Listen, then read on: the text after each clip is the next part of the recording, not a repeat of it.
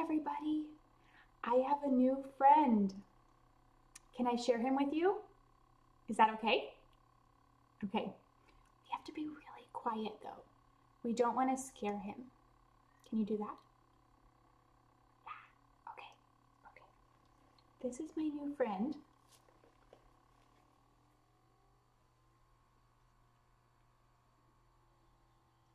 Can you see him?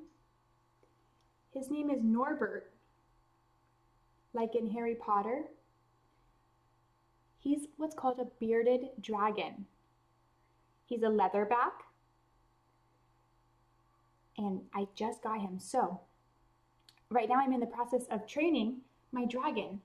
So I thought I would read you a story called, guess what? Oh. Here, let me put him up here, see if he'll hang out with us.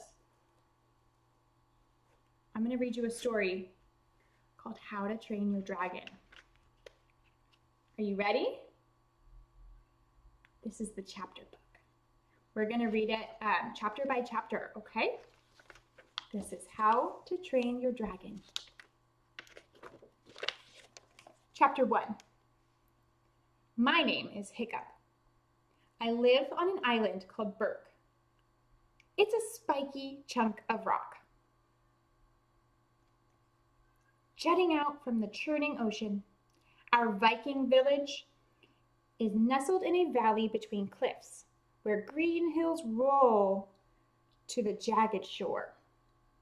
Berk has good fishing down by the docks, good hunting in the forest, and a great view of the sunsets. Our fields are dotted with white sheep. The only problem is we have the pests. We have dragons. Tonight, I gulp as I see a pair of claws snatch a sheep. I run out the door and leap off our front porch. Neighbors charge out of nearby buildings, ready to fight. When faced with constant dragon attacks, most people would leave. Not us Vikings. We're stubborn. The dragons swoop to grab sheep or blast our rooftops with their fiery breath. My dragon just leaped off of me. Let me catch him really fast.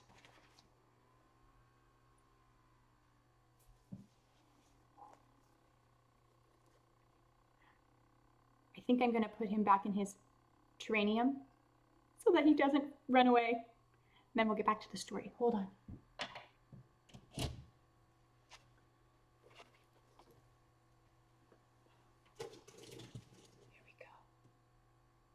There we go.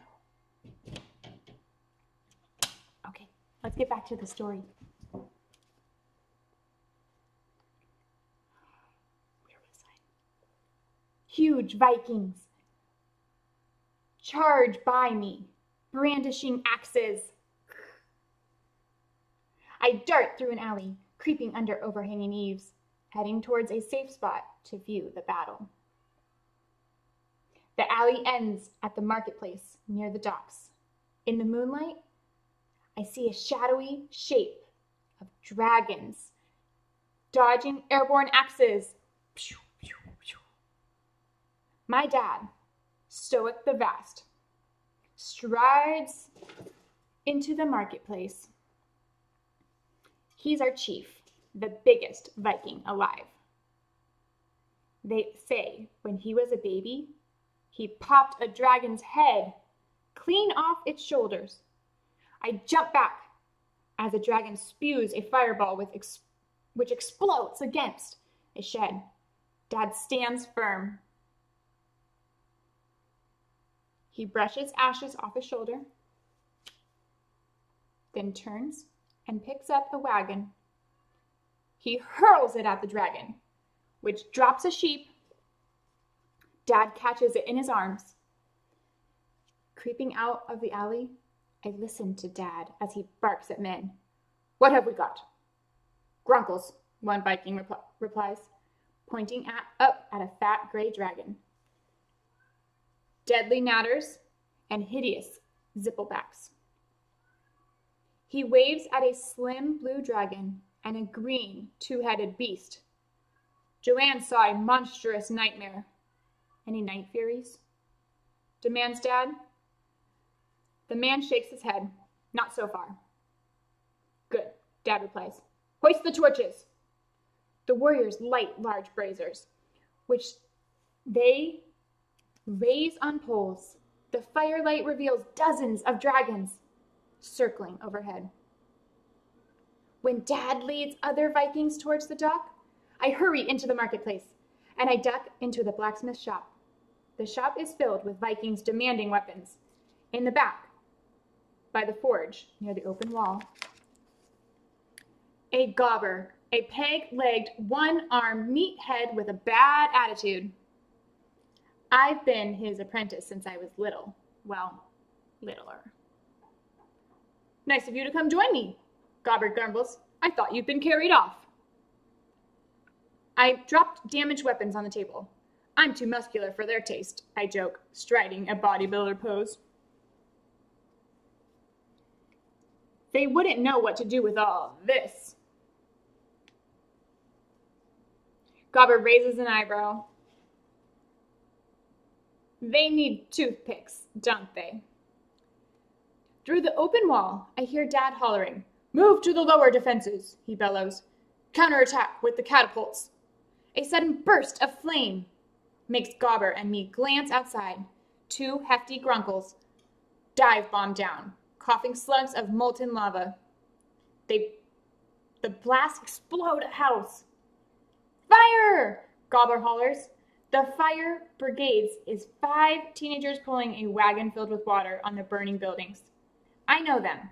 Well, Roughnut and Toughnut are twins. Toughnut is a guy, grungy, and Roughnut is a girl, though it's hard to tell from their grungy outfits and equally tough attitudes. Supporting the cask is Fishlegs, a huge guy with fringe of blonde hair, dipping buckets into Snotlout, a grayed-haired bruiser, and handing buckets to Trumpnut is Astrid. She is the cutest girl in the village. I hear Gobber's wooden leg as he clumps behind me. I need to get out there, I plead. Gobber shakes his head. You can't swing an axe. You can't even throw one of these. He picks up the bola, 2 iron balls connected by a rope. I yank a tarp off my newest invention, which looks like a combination of a wheelbarrow and a catapult. I will throw it. This will throw it for me. I call it the Mangler. Gobber covers the Mangler. If you ever want to fight dragons, you've got to stop being you. Killing a dragon is everything around here. A natterhead will definitely get me noticed. Grunkles are tough. Taking one of those down is serious danger. A zipperback, 2 heads, twice the status. And then there's the monstrous nightmare. Only the biggest Vikings go after these.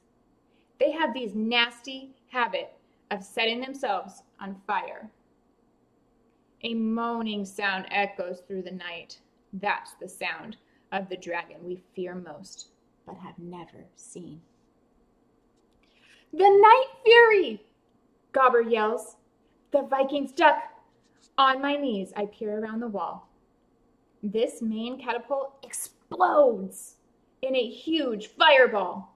Dad and his men leap away. Gobber grabs an axe. Stay put, Hiccup, he orders. As soon as he's gone, I uncover the Mangler and push it outside. Keeping to alleyways, I wheel the Mangler up a slope to a cliff. Below me, I see a western catapult, which the Night Fairy is sure to target next. I load the Mangler with a bola, and I aim it at the dark sky. I hear the eerie whine of the Night Fury. The black dragon is invisible in the night, but I know it's close. When the night fury spews a fireball, the flash reveals its silhouette. I pull the trigger. As the western catapult explodes, the bola whirls into the darkness. The night fairy screeches. I hit it, I cheer. Did anyone see that? My celebration only lasts a second. A huge red reptilian head rises over the cliff. I look into the eyes of a monstrous nightmare. Besides you, I turn and run. The nightmare swoops after me as I barrel down the hill. I zoom past Dad and a few other Vikings who use their fishing nets to capture a bunch of natters. Help! I scream. I dodge when I hear the nighttime cough behind me. It blasts out sticky fire, missing me, but hitting a building with lava-like goo. In the plaza, there's nowhere to hide except behind a metal bin. The monstrous nightmare belches more sticky flame. The bin protects me, barely. The plaza falls quiet. I peer around. There's no sign of the nightmare. I stand up and I see the dragon standing behind me. Before the nightmare can broil me, Dad tackles it to the ground. The dragon breaks free and rears up to toast Dad. But it only coughs up smoke. Dad grins. You're all out. He smashes the nightmare's face with his fist. Dad's fury forces the dragon back until it flies away. The bin's burnt pedestal collapses. The bin rolls across the plaza. Picking up speed, it careens into the natters trapped in the fishing nets. The natters break free, hurling away our precious sheep. Dad scowls fiercely. Sorry, Dad, I say. Fuming, my father grabs me by my collar, picks me up. I hit a night fury, I argue. It went down, Dad, just off Raven Point. Stop. Dad drops me. Do you realize what you've cost us? How do you suppose we will feed the village now? I can't stop myself, I reply. I see a dragon and I have to kill it. It's who I am, Dad. Dad narrows his eyes. You are many things, he growls, but a dragon killer is not one of them. We will read chapter 2 next time, okay? Oh, what do you think might happen next?